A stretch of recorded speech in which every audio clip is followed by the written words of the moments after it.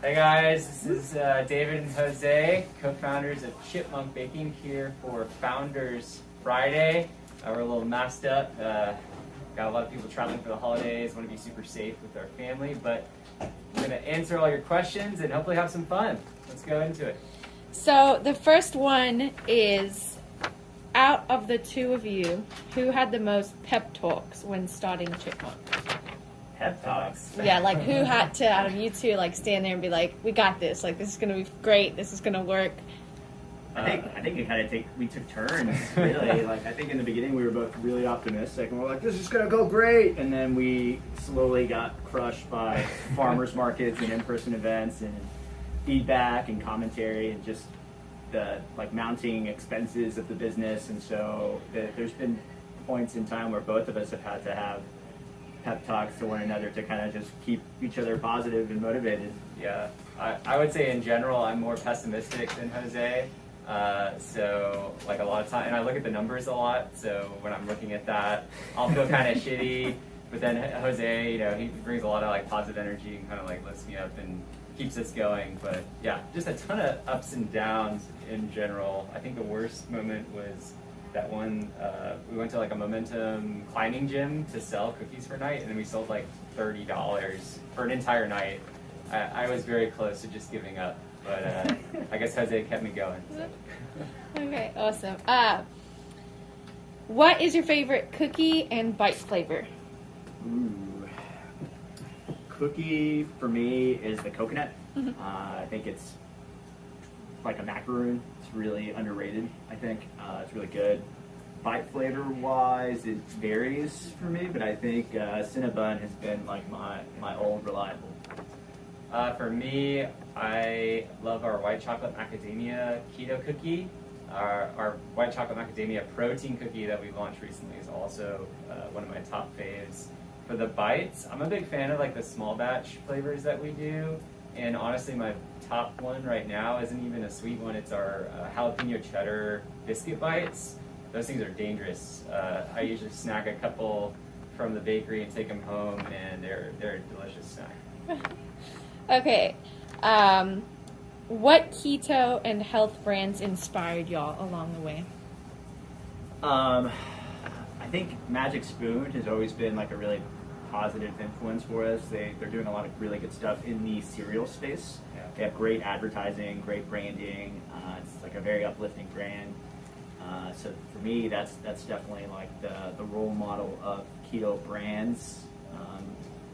There's another brand called Schoolyard Snacks. They do like keto Cheeto Puffs, like savory snacks, and their product is like really good. I buy it myself, but they're also excellent at like marketing, and so we'll kind of look at their emails and text messages and see if we can learn anything there.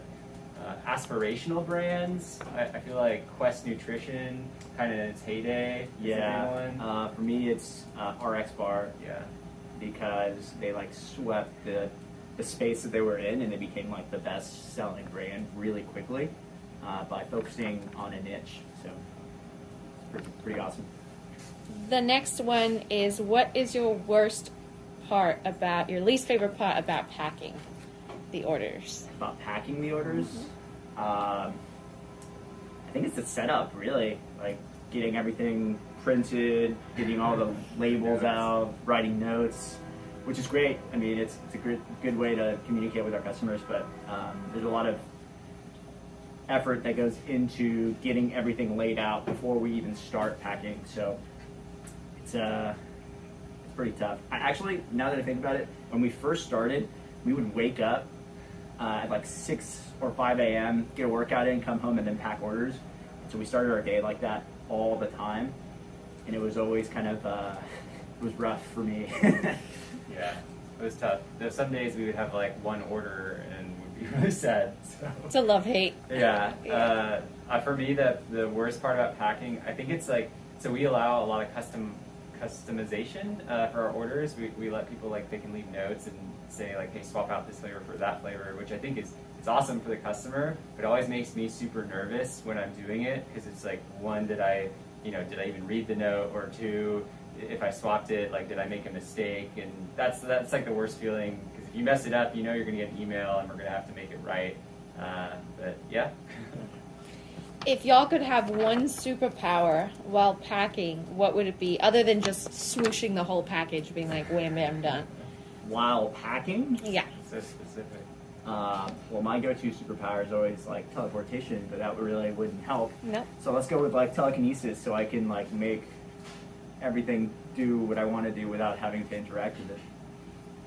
Dang. I don't know if like looking into the past or future is a power, but that would be kind of cool because, and then just like figure out what we need to do as a company to be successful would be pretty good. Out of the two of y'all, who is the better baker? I don't know. I think Jose is more naturally inclined to cooking and baking by far, but I think I'm a little more diligent with like numbers and organization. But typically, like if I were in a baking competition or cooking competition with Jose, I'm pretty sure I would just lose because I don't have the that like inherent. I don't know. You're a big like meat guy. Yeah, I do like meats.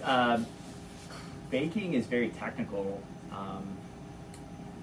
So I don't know. I think it really just depends on the recipe too. It's hard to mess up cookies, but you'd be surprised. And then the last question is, what is a flavor that y'all have tried or wanted to try, but it's just been really kind of complicated or needed a lot more work than the other flavors? We tried to make white chocolate once with our making chocolate itself? with our sweetener, like actual chocolate, and That's weird. it was really gross.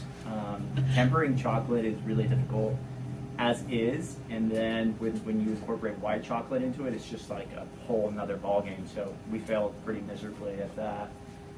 Didn't we make strawberry flavored bites with sunflower seed flour Oh once? yeah, Those are really gross. Yeah. Yeah. So don't use sunflower seed flour when you're trying to make something that tastes like strawberry. One thing I would love to like be able to incorporate in our desserts is like a keto icing or even like a caramel sauce. So people have talked about like a caramel turtle cookie. I think that would be super delicious, but I just don't know how it would work like process wise and shelf life wise. Like if you start sending caramel and icing out in packages, it's gonna melt. It might not last long, but maybe one day.